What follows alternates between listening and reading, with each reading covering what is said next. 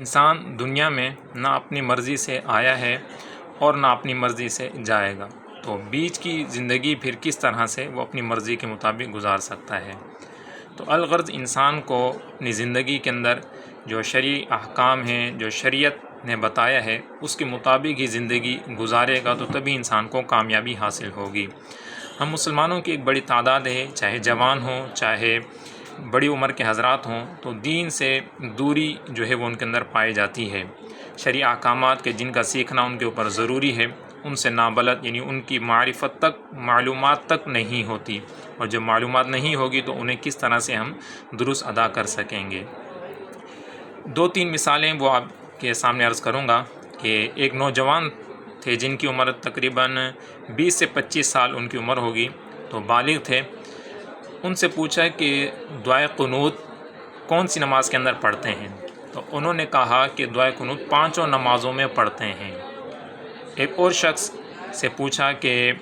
غسل کے کتنے فرائض ہیں؟ تو وہ بھی جوان تھے، انہوں نے کہا کہ غسل کے 4 فرض ہیں۔ ایک اور شخص سے جب نماز کے فرائض کے متعلق پوچھا گیا تو انہوں نے کہا کہ نماز کے 15 فرائض ہیں۔ ایک بینک مینیجر سے انہوں نے خود مسئلہ پوچھا تو نماز کے حوالے سے کہ کن نمازوں کے اندر جو ہے سورت پڑھنے کے حوالے سے سورت پڑھی جائے گی، نہیں پڑھی جائے گی، تو اب یہ جان کر حیران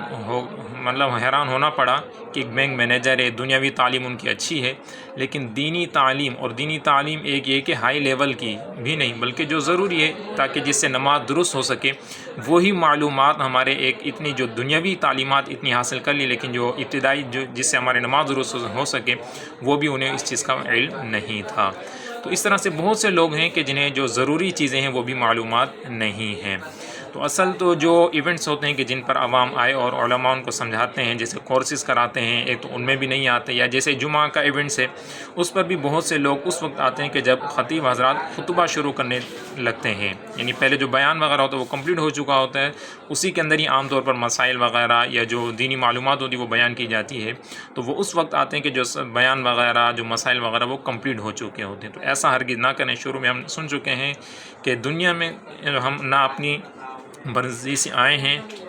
اور نہ ہی اپنی مرضی سے جائیں گے، تو پھر بیچ کی زندگی بھی ہم اپنی مرضی سے نہیں گزار سکتے، بلکہ جو شریعت نے احکامات بتائے ہیں، جو شریعت کی طرف سے ہمیں حکم ہے، اسی کے مطابق ہم اپنی زندگی گزاریں گے تو ہم کامیاب اور کامرانی کے ساتھ دنیا سے جانے میں کامیاب ہو جائیں گے۔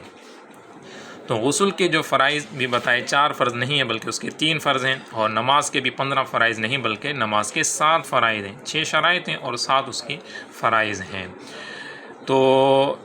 یہ ان کو بھی سیکھیں۔ اور علماء کرام یہاں تک فرماتے ہیں کہ اگر کوئی شخص یعنی نماز درست پڑھ رہا ہے، اس کے شرائط اور فرائض اور جو وضو وغیرہ وہ بھی صحیح کر رہا ہے، لیکن اسے ان چیزوں کا علم نہیں ہے، تو اگر وہ عمل درست کر رہا ہے تو عمل تو اس کا درست قرار پائے گا، لیکن جو فرض تھے اور شرائط وغیرہ جو واجب علم ہے ان کو نہ سیکھنے کی بنا پر انسان گناہ گار بھی ہوتا رہے گا۔ تو عمل کو درست کرنے کے ساتھ ساتھ اس کے جو لوازمات ہیں انہیں بھی سیکھیں۔ اللہ تعالی ہم سب کو عمل والی زندگی گزارنے کی توفیق عطا فرمائے۔